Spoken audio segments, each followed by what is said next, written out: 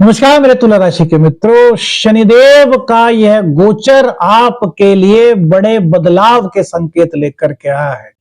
जीवन में यदि आपके कोई उलझने चल रही थी तो उन उलझनों से राहत का समय आपके लिए हो सकता है। ये 4 महीने तुला राशि वालों के लिए बहुत ही अहम हो सकते हैं, जबकि शनि का राज शुरू हो गया है। आप सोच रहे होंगे कि ये शनि का राज क्या है। मेरे मित्रों, शनिदेव 20 जनवरी के बाद अपने ही नक्षत्र में प्रवेश कर चुके हैं, जिसके कारण उनकी ताकत बहुत ज्यादा बढ़ चुकी है। शनि का साम्राज्य, शनि के राज, शनि की सत्ता, इस तरीके से कहा जा सकता है। शनिदेव इस वक्त आपके लिए कई तरह की राहत के संकेत गोचर के चलते लेकर के आए हैं। देखिए, छठे घर में आपके शनिदेव विराजमान है। छठा भाव काम की जिम्मेदारियों का होता है, संघर्ष का होता है, कर्ज का होता है, रोग का होता है, ऋण का होता है। तो क्या इन सब में आपको राहत मिल रही है? तो समझिए मेरे मित्रों, बहुत महत्वपूर्ण वीडियो आपके लिए हो सकती है। छठा स्थान, यहां पर शनिदेव बहुत कारक होते हैं, और जब शनिदेव के हाथ में सत्ता आ जाए, यानी कि वो अपने ही नक्षत्र में आ जाए, तो उनकी ताकत वैदिक एस्ट्रोलॉजी के अनुसार बहुत ज्यादा बढ़ जाती है। अब 6th हाउस में शनिदेव के होने का मतलब है कि यदि आपको कार्य में, आपके रोज के रूटीन के कार्यों में, दैनिक जीवन में अधिक संघर्ष करना पड़ रहा था, तो वहां पर अब आपके लिए राहत के संकेत बन रहे हैं। काम की जिम्मेदारियां आपके ऊपर बढ़ सकती हैं, लेकिन साथ में एक चीज भी है कि उन जिम्मेदारियों के साथ शनिदेव आपके लिए पद, मान, प्रतिष्ठा, सम्मान के रास्ते भी खोल रहे हैं। कितने लोगों के साथ ऐसा हुआ कि उन्होंने लगातार संघर्ष किया, मेहनत की, लेकिन उसके बाद भी उन्हें पद, प्रतिष्ठा, मान, सम्मान प्राप्त नहीं हुआ? अपनी राय बताइए। देखिए, लगभग 1 साल के समय में, अब से पहले भी आप यही कहेंगे कि शनिदेव यही विराजमान थे भैया, तो भैया आपकी बात सही है, लेकिन उसका एक दूसरा पहलू भी सुनिए। शनिदेव गुरु के नक्षत्र में थे। अब गुरु के नक्षत्र में होने के कारण वो अपना पूरी तरीके से खुलकर के काम नहीं कर पा रहे थे। क्यों? क्योंकि गुरु यानी कि स्वर्ण और शनि यानी कि लोहा। अब लोहे की और स्वर्ण की तुलना तो मेरे मित्रों नहीं हो सकती, लेकिन जब अब शनिदेव 20 जनवरी के बाद अपने नक्षत्र में आए हैं और 17 मई तक जब यही रहेंगे, तो इनके हाथों में अब पूरी की पूरी ताकत है। तो क्या करेंगे? पद, मान, प्रतिष्ठा, सम्मान आपको यहां पर मिलेगा। आपकी जो संघर्ष था उससे राहत यहां पर मिलती हुई दिखाई दे रही है। और दूसरी बात, स्मार्ट तरीके से आप कार्य करेंगे। अब आप जी तोड़ मेहनत करने के बजाय काम तो उतना ही करेंगे, लेकिन उसे इस ढंग से करेंगे कि आपको वो ऐसा लगेगा कि जैसे कि आप आनंद में काम कर रहे हैं। यदि आनंद की अनुभूति आपको कम हो रही थी, तो यहां पर आनंद की अनुभूति अब आपकी बढ़ रही है। किसी प्रकार का कोई रोग आपको था, तो उसमें भी राहत के संकेत यहां पर अब दिखाई दे रहे हैं। कर्ज आप पर था, हो सकता है आपने बिजनेस के लिए कर्ज लिया हो, अपनों के लिए कर्ज लिया हो, बच्चों की शिक्षा के लिए कर्ज लिया हो, और उसको अभी तक शायद ना आप उतार पाए हो। तो अब कर्ज कैसे उतारा जा सकता है, उसकी संभावनाएं यहां बढ़ेंगी। शनिदेव का 6th हाउस में होना ये बताता है कि जो तरीके आप अब तक अपनाते आ रहे हैं, उन तरीकों में अब आप और सुधार की ओर अग्रसर होंगे, जो आपके जीवन को एक महत्वपूर्ण मोड़ पर ले जा सकता है, एक महत्वपूर्ण राहत के रास्ते आपके लिए खोल सकता है। तुला राशि वालों के लिए तो वैसे भी शनिदेव बहुत ज्यादा मायने रखते हैं। चतुर्थ के और पंचम के कारक होते हैं, बहुत ही शुभ ग्रह तुला राशि वालों के लिए शनिदेव वैदिक एस्ट्रोलॉजी में कहे गए हैं। शनिदेव की दृष्टि, तीसरी दृष्टि आपके अष्टम भाव पर होगी। अब अष्टम भाव अनुसंधान का है, अष्टम भाव रिसर्च का है, अष्टम भाव गुप्त ज्ञान का है, अष्टम भाव रिद्धि सिद्धि का है। तो यदि आप किसी भी अनुसंधान में लगे हुए हैं और लंबे समय से आप लगे हुए हैं, आपको अभी तक अपेक्षित सफलता नहीं प्राप्त हो पाई थी, तो वह समय है जब आपको अपेक्षित सफलता प्राप्त हो सकती है।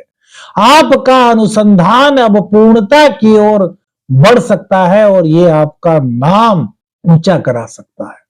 यदि आप किसी भी ऐसे फील्ड से जुड़े हुए विद्यार्थी हैं जहां पर आपको अनुसंधान में लगे हुए हैं, किसी खोज में लगे हुए हैं, कोई पीएचडी कर रहे हैं, किसी विषय में आप स्पेशलाइजेशन कर रहे हैं, यानी कि विशेष योग्यता हासिल करने के लिए मेहनत कर रहे हैं, तो वहां पर भी आपके लिए अब सफलता के संकेत मिल रहे हैं। यदि आपका करियर या आपका बिजनेस किसी इसी तरह के क्षेत्रों से जुड़ा हुआ है, जो कि अनुसंधान से जुड़े हुए हैं, खोज से जुड़े हुए हैं, तो यहां पर आपके लिए सफलता के एक अलग मायने हो सकते हैं। शनिदेव की कृपा से आपके लिए प्रगति के नए मार्ग इस वक्त खुलने की संभावनाएं बहुत अधिक बनती हुई दिखाई दे रही हैं। यदि आप आध्यात्म की तरफ हैं, यदि आप मंत्र सिद्धि करना चाहते हैं, पूजा पाठ में आगे बढ़ना चाहते हैं, आध्यात्मिकता में आगे बढ़ना चाहते हैं, तो भी यह समय आपको सफलता की ओर ले जाने का इशारा कर रहा है। तुला राशि के लिए बहुत ही शुभ समय की शुरुआत यह कही जा सकती है। 17 मई तक, यानी कि लगभग अगले 4 महीने आपके लिए बहुत महत्वपूर्ण हो सकते हैं मेरे प्रिय तुला राशि के जातक। जो लोग ईमानदारी से अपने कमजोरियों को पहचान लेंगे, ये बात बहुत ध्यान रखना। शनिदेव कहते हैं कि ईमानदार बनो, शनिदेव कहते हैं कि धैर्य रखो, शनिदेव कहते हैं किसी का भी अहित ना करो।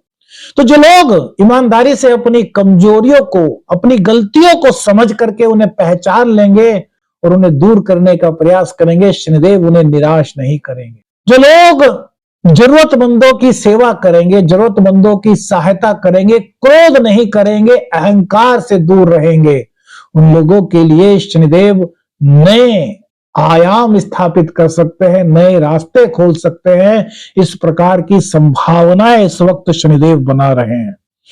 छठा भाव मेरे मित्रों बहुत महत्वपूर्ण भाव है। अगर आपके अंदर कोई किसी प्रकार का कोई डर था, कोई ऐसी चीज थी जिसे सोच करके आपको लगता था कि नहीं यार क्यों है, तो वो डर आपका समाप्त हो रहा है। आपके मन में अगर कोई बेचैनी थी तो वो बेचैनी दूर हो रही है। आपके अंदर छिपी हुई कोई प्रतिभा थी जो अब तक सबके सामने नहीं आ सकी थी, तो वो प्रतिभा अब सबके सामने आ रही है, यानी कि आपके अंदर छिपा हुआ टैलेंट अब लोगों के लिए बहुत महत्वपूर्ण बन सकता है और आपके लिए भी सफलता के नए मार्ग बना सकता है। तुला राशि वाले शनिदेव की दूसरी दृष्टि यानी कि 7वीं दृष्टि आपके 12वें भाव पर है। 12वां भाव खर्च का है, नींद का है, मानसिक थकावट का है। तो क्या यहां पर खर्च बढ़ेंगे? जी हां, खर्च बढ़ सकते हैं, लेकिन अभी रुकिए, थोड़ा सुनिए। ये खर्च कैसे हो सकते हैं? ये खर्च हो सकते हैं आपकी विदेश यात्रा पर। आप कोई विदेश में जाकर के अपना बिजनेस करना चाहते हैं, उस पर यह खर्च हो सकता है। आप विदेश में जाकर के पढ़ाई करना चाहते हैं, उस पर खर्च हो सकता है। आप अपने जीवन में कोई बड़ी योग्यता हासिल करना चाहते हैं, कोई बहुत बड़ी शिक्षा आप ग्रहण करना चाहते हैं, उस पर यह खर्च हो सकता है। तो क्या ये खर्च है? नहीं। खर्च वो बेकार होता है जो बेफजूल में हो, खर्च वो बेकार होता है जो अनावश्यक हो। लेकिन यहां पर शनिदेव वो खर्च करा रहे हैं जो बेफजूल नहीं है, जो जरूरी है, जो आपकी योग्यता को बढ़ाने के लिए है। और ऐसा खर्च कभी भी बेकार नहीं कहा जाएगा। और शायद आप भी इस खर्च को खर्च ना मान करके अपने जीवन में कुछ पाने के लिए जो ज्ञान प्राप्त करना है उस पर खर्च आप इसको कह सकते हैं, लेकिन ये बेफजूल का खर्च नहीं है। शनिदेव की दृष्टि आपके 3rd हाउस पर है, पराक्रम के भाव पर, भाई बहनों के भाव पर, निर्णय लेने की क्षमता और संवाद से जुड़ी हुई क्षमता पर। यहां पर शनिदेव कहते हैं कि जल्दबाजी से आपको बचना होगा, बिना सोचे कोई भी शब्द न बोलें, जो बोलें बहुत सोच समझ करके बोलें, भले ही कम बोलें। आपका पराक्रम बढ़ा रहे हैं, आपकी यात्राएं लाभदायक हो सकती है।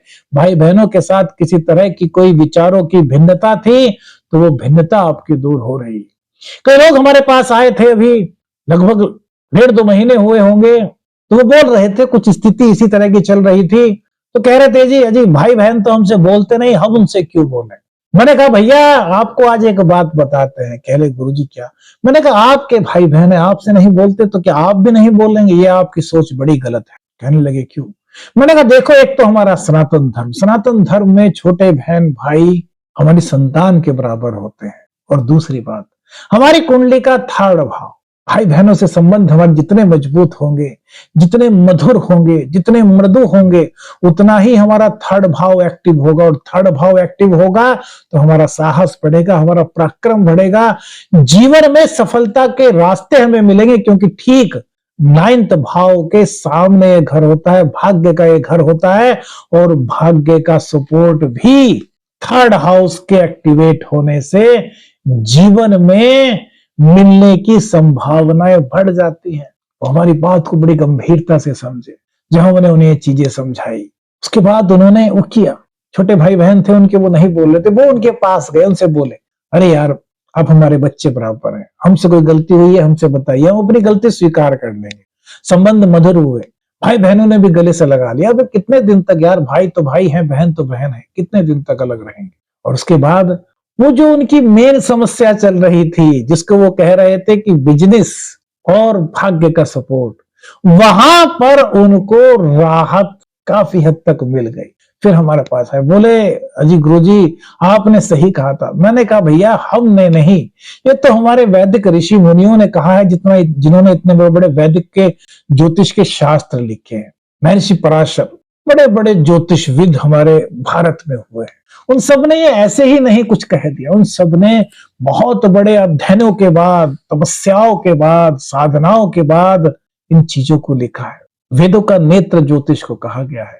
इसलिए अपने हर रिश्ते को मजबूत कीजिए, अपने धर्म की पालना कीजिए, अपने कर्तव्य पथ पर आगे बढ़िए, क्योंकि यह कहीं ना कहीं आपके नवग्रहों का सपोर्ट भी आपको दिलाने में मदद करता है। तो कौन सी बात आपको मेरी सबसे ज्यादा अच्छी लगी, और ये राशिफल आपको कैसा लगा, अपनी राय हमें बताइएगा। और वीडियो अच्छी लगी तो लाइक और शेयर कीजिएगा। चैनल पर नए हैं, चैनल को सब्सक्राइब कीजिएगा। आदेश अलख निरंजन। हर हर महादेव।